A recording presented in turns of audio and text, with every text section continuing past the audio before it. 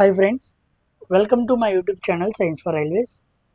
ఈరోజు మనం రీసెంట్గా జరిగిన ఆర్ఆర్బి ఏఎల్పి సిబిటి 1లో సైన్స్ క్వశ్చన్స్ అనేవి చాలా తక్కువగా అడిగాడు.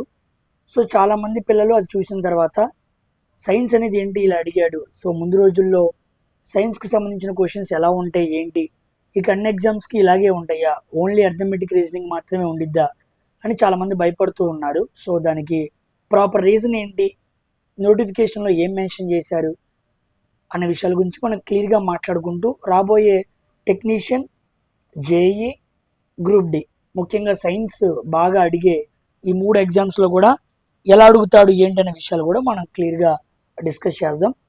ఇది CEN 01/2025 అంటే మొన్న రీసెంట్గా రిలీజ్ అయిన నోటిఫికేషన్ అనమాట, ఏఎల్పి నోటిఫికేషన్. సో దీంట్లో మనం బాగా చూస్తే ఫస్ట్ స్టేజ్ CBT 1 అని ఉంది. దానికి సంబంధించిన ప్యాటర్న్ ఇచ్చాడు, ప్యాటర్న్ మాత్రం ఇచ్చాడు. ఇదిగోండి సిలబస్ ఇచ్చాడు, mathematics, mental ability, general science, general awareness. అంతేకాని బ్రేకప్ చెప్పలేదు, అంటే దేని నుంచి ఎన్ని క్వశ్చన్స్ అడుగుతాడు అన్నది మాత్రం ఏఎల్పి CEN 01/2025లో చెప్పలేదు. అదేవిధంగా సెకండ్ స్టేజ్ CBT కూడా తీసుకోండి, దాంట్లో కూడా మనకి చెప్పలేదు. ఓకేనా, ఇక్కడ కూడా మనకి పార్ట్ ఏ, పార్ట్ బి ఉంటాయి.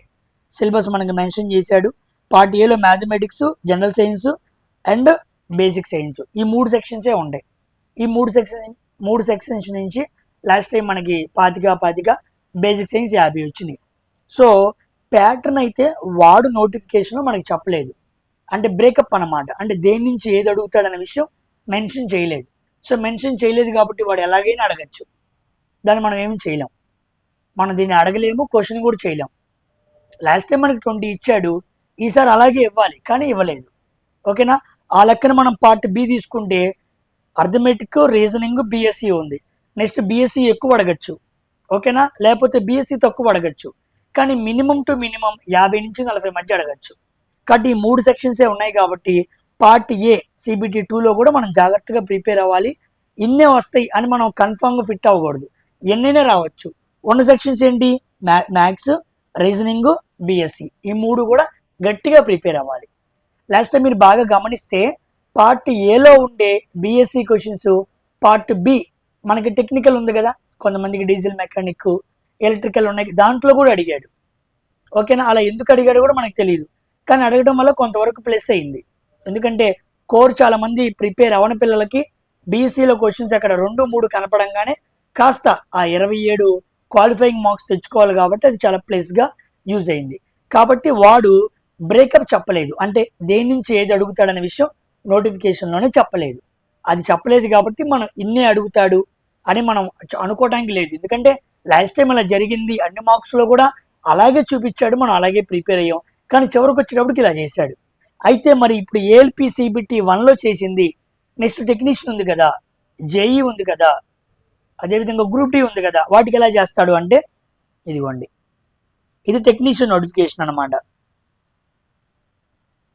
ఇదిగోండి టెక్నీషియన్ నోటిఫికేషన్లో చూడండి మెన్షన్ చేశాడు CBT 1, CBT of technician grade 1. దాంట్లో ఇదిగోండి బేసిక్ సైన్స్ ఇంజనీరింగ్ 35, మ్యాథమెటిక్స్ 20, ఇలా మనకి చెప్పాలన్నమాట. ఓకేనా, ఇలా సబ్జెక్ట్ వైజ్ డిస్ట్రిబ్యూషన్ చెప్పాలి. ఇక్కడ కూడా క్వశ్చన్స్ కాస్త వ్యారీ అవుతూ ఉంటాయి, అలాగని ఎక్కువ వ్యారీ అవ్వవు, ఏదో 2 అటు ఇస్తే 2 ఇటు ఇస్తాడు, అంతేగాని ఓవరాల్గా తీసేయడు. ఇలా మనకి సబ్జెక్ట్ వైజ్ డిస్ట్రిబ్యూషన్ అనేది ఏఎల్పి నోటిఫికేషన్లో మెన్షన్ చేయలేదు. 2024 CE1 2024లోనూ మెన్షన్ చేయలేదు, 2025లోనూ కూడా మెన్షన్ చేయలేదు, కానీ టెక్నీషియన్ మెన్షన్ చేశాడు. ఓకేనా, ఇది గ్రేడ్ 1. గ్రేడ్ 3 చూడండి, ఇదిగోండి మ్యాథమెటిక్స్ 25, రీజనింగ్ 25, సైన్స్ 40 ఉన్నాయి.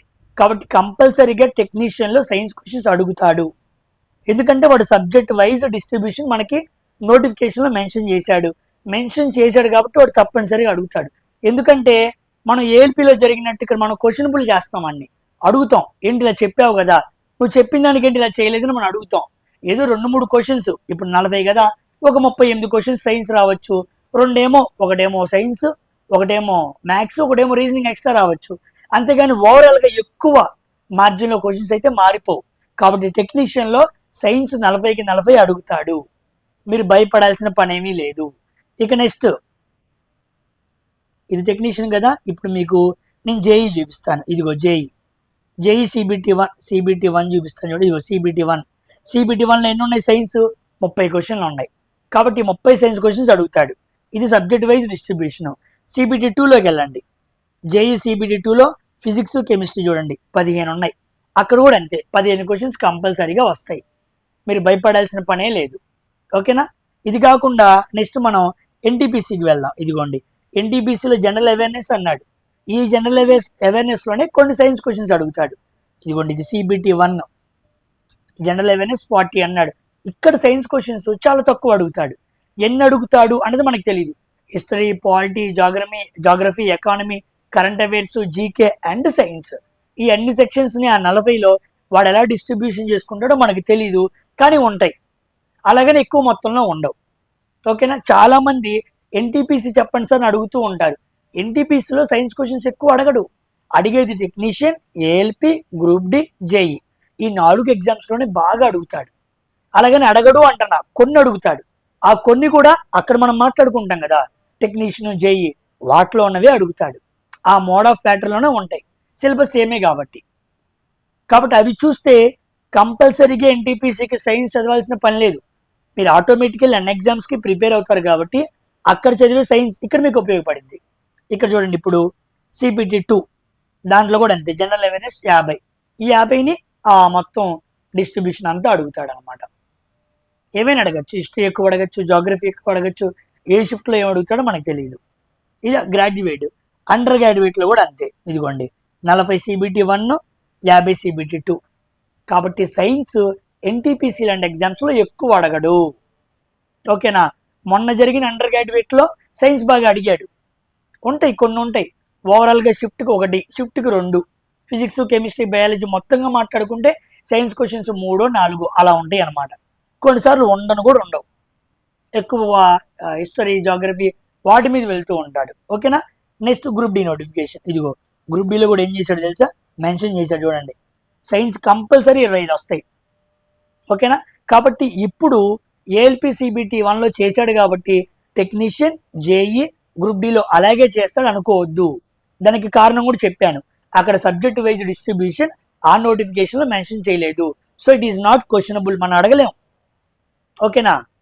అది కాబట్టి ఇక్కడ మాత్రం మనం అడగచ్చు. మనం అడుగుతామని తెలిసిన తర్వాత మన చేత అడిగిపించుకునే స్థాయిలో ఆర్ఆర్బి బోర్డు ఉండదు.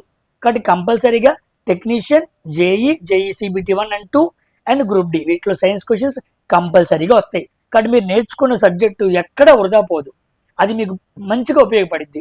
కాబట్టి CBT1 ప్యాటర్న్ కాస్త మారింది కాబట్టి ఆ మారిన ప్యాటర్న్లో అడిగే 8, 9 సైన్స్ క్వశ్చన్స్ రేపు 16వ తారీఖు ఎలా అడుగుతాడో తెలీదు.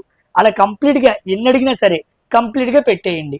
ఇక CBT2 నుంచి అన్నిటికీ కూడా మీకు అన్నిటికీ ఉపయోగపడుతూనే ఉండేది కాబట్టి ప్రతి క్వశ్చన్ మిస్ అవ్వకుండా జాగ్రత్తగా నేర్చుకోండి. ఓకేనా. కాబట్టి మీరు ప్యానిక్ కావాల్సిన పని లేదు. నేర్చుకున్న సైన్స్ వృధా అయిపోయింది అని మీరు బాధపడమాకండి. జేఈ, టెక్నీషియన్, గ్రూప్ డికి చాలా బాగా ఉపయోగపడింది. ఇక్కడ నేర్చుకుంది అక్కడ వాడండి, ఎలా కూడా ఉద్యోగం కొట్టచ్చు. ఓకేనా. సో ఇక్కడితో వీడియో ఫినిష్ చేస్తున్నాను. అదేవిధంగా CBT2కి బీఎస్సీకి ఎలా ప్రిపేర్ అవ్వాలనే వీడియో వస్తుంది. ఎన్టీపీసీకి సంబంధించి కూడా చాలామంది పిల్లలు అడుగుతున్నారు. దానికి సంబంధించి కూడా ప్రిపరేషన్ వీడియో తీసుకొస్తాను. కంపల్సరీగా మీ ప్రిపరేషన్ స్పీడప్ చేసుకోండి. అన్ని ఎగ్జామ్స్ ఒకేసారి ఉన్నాయి కాబట్టి ఏది ఎప్పుడు ఎలా చదువుకోవాలి అని జాగ్రత్తగా ప్లాన్ చేసుకొని సమయం వృధా చేసుకోకుండా చదువుకోండి. ఓకేనా. నెక్స్ట్ వీడియోలో కలుద్దాం. బాయ్.